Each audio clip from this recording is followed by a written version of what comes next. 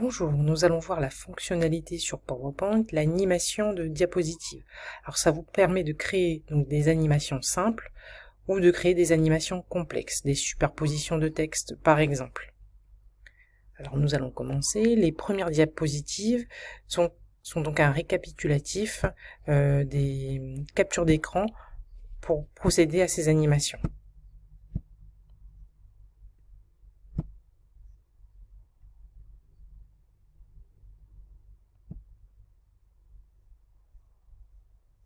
Donc, on va prendre une des diapositives. On va prendre celle-là.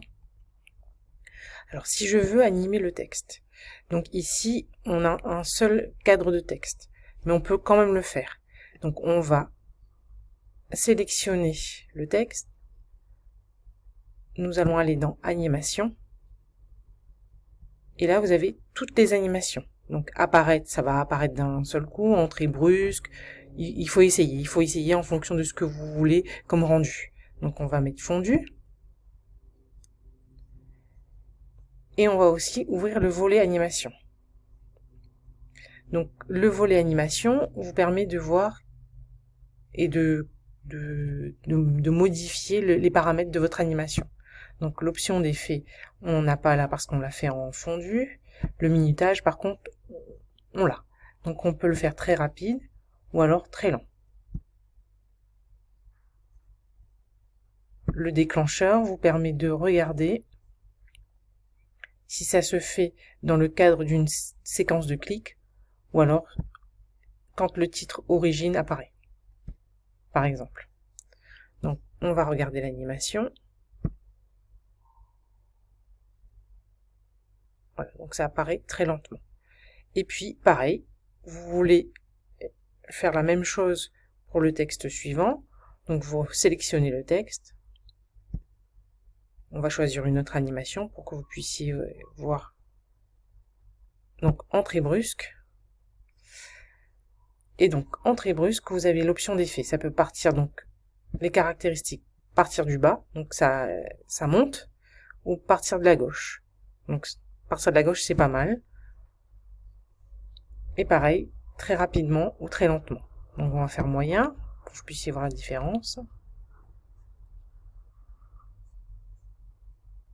On va laisser dans le cadre d'une séquence de clics. Donc, quand on regarde l'animation, le premier est un fondu et le deuxième étant en entrée brusque, mais arrivé lentement.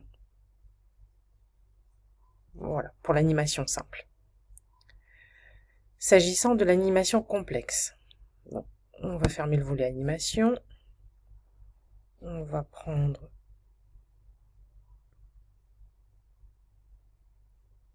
cette diapositive-là qui est déjà faite. Donc, je vais vous montrer comment je l'ai fait. Alors, on va donc aller dans volet d'animation. On va sélectionner du texte. Et quand on sélectionne donc un cadre de texte, il apparaît en haut format de la forme qui est en rouge, donc en gras. Donc vous cliquez sur format de la forme et vous allez avoir volet de sélection. Donc vous cliquez sur volet de sélection. Donc sur votre droite, vous aurez le volet de sélection et le volet animation. Dans le volet de sélection, vous avez des petits yeux. Donc ces petits yeux-là vous permettent de cacher du texte. Donc on va les sélectionner et vous allez voir apparaître qu'un seul élément de texte. Et donc, vous allez pouvoir travailler sur les superpositions. Donc, si on prend le premier texte, donc il faudra donc sélectionner une première fois. Donc, sur le côté va apparaître l'animation. Donc ici, moi je l'ai fait en flottant, en entrée flottant, animation flottant vers le haut.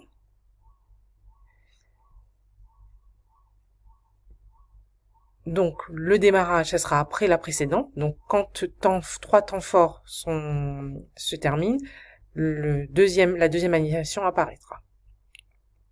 Maintenant, comme je veux faire des superpositions de texte, il faut que je fasse sortir ce texte-là.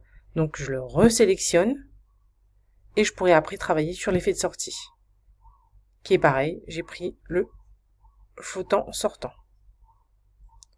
Donc quand on est dans ce volet-là, le flottant sortant, on peut le faire flotter vers le haut. Et ici, pareil, flotter vers le haut. On a pris la même chose. Hein. Donc maintenant, je repars dans le volet de sélection. Une fois que j'ai travaillé ce texte-là, je peux le cacher. Donc je le cache et je mets en visibilité le deuxième. Et pareil, on reprocède de la même manière. Donc je sélectionne le texte, je vais choisir donc mon animation d'entrée. Donc ici, si je vais sur l'onglet animation, donc mon animation d'entrée, c'est pareil, c'est flottant vers le haut.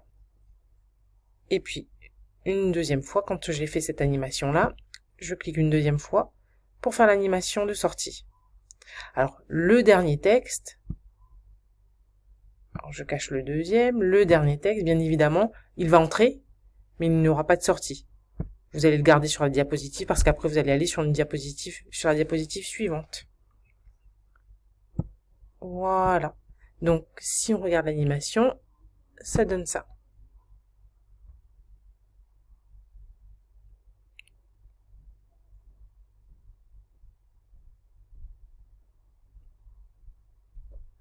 À bientôt pour une autre vidéo.